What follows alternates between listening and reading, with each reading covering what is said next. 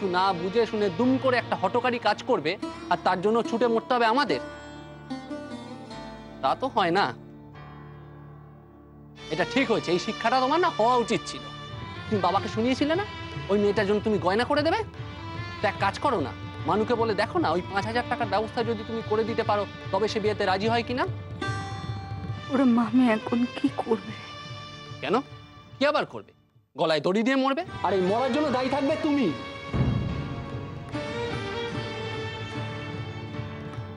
বড় ইচ্ছে ছিল প্রথম দিন তোর সঙ্গে যাব, তারপরে কখনো একদিন নিয়ে যাবি? যাব। তুমি ভালো হয়ে ওঠো মা। উঠবো।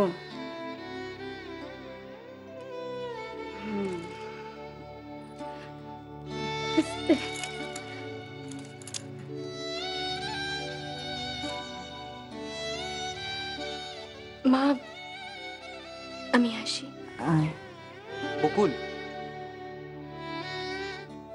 তুই ওকে পৌঁছে দিবি তো? অনেকটা দূরের পথ। দেব। মাফ করে দিন আমায়, আমি হারলুম না,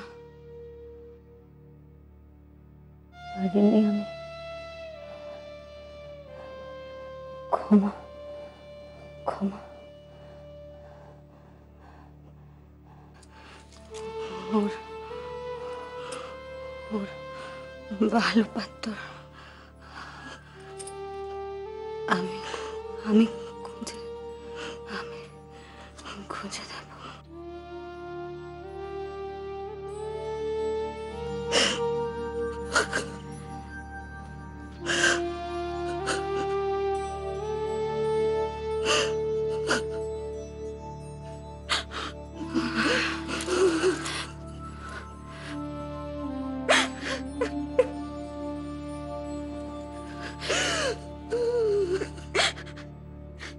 মা যা খেপেছিল কি বলবো, গরিবের মেয়েকে নিয়ে একেবারে আদিক্ষেতা, গিয়ে একেবারে কথা সেরে আশীর্বাদ করিয়ে ফেললো। কারুর কথাই তো শুনলো না। মেজখুড়ি তো চিরকালটা অমনই করে এসেছে। শুনেছে কোনোদিন সংসারে কারো কথা? না শুনে কি হলো? ফল তো আমরা হাতে হাতে দেখতে পাচ্ছি। ছেলে কি করলো, দিল তো জব্দ করে। আরে বাবা, মানু কি আমাদের জেসে ছেলে? বড় চাকরি পেয়েছে, 5 জনের 1 জন হয়েছে, সে কেনই বা তার পাশে হার হাবাতে ঘরের একটা মেয়েকে ঠাঁই দেবে? তোরা এবার থামা দেখি এসব কথা। সেই তখন থেকে শুধু এই এক কথা।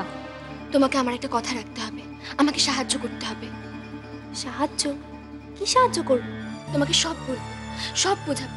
তুমি আমাকে এখন কিছু শুধিও না। কাল আমি 2 ঘন্টার জন্য বেরোবো, তুমি শুধু দেখো কেউ যেন টের না পায়। বকুল, বকুল বাড়ি ভর্তি লোকজন, কেউ না কেউ ঠিক টের পেয়ে যাবে। মা, বড় পিসি, ছোট পিসি, বড় পিসি। তোমাকে ঠেকাতে হবে, যে করেই হোক। আমাকে যে বেরোতেই হবে বড় বৌদি।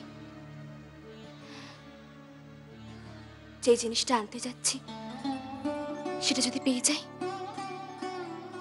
এই সংসারটা বদলে যাবে সব। তুমি দেখো। আগে যদি জানতাম তাহলে এটাকে আর করতে দিতাম। নিজের থাকা মেয়েকে ঘরে তুলতাম। থাক মেজদা, যা হবার নয় তা ভেবে আর কোনো কাজ নেই। শুধু এটুকু বলি, ছেলের কাছে বড় জোরে ঘা খেয়েছে মেজবউ, তাই বুঝি আর সামলে উঠতে পারছে না।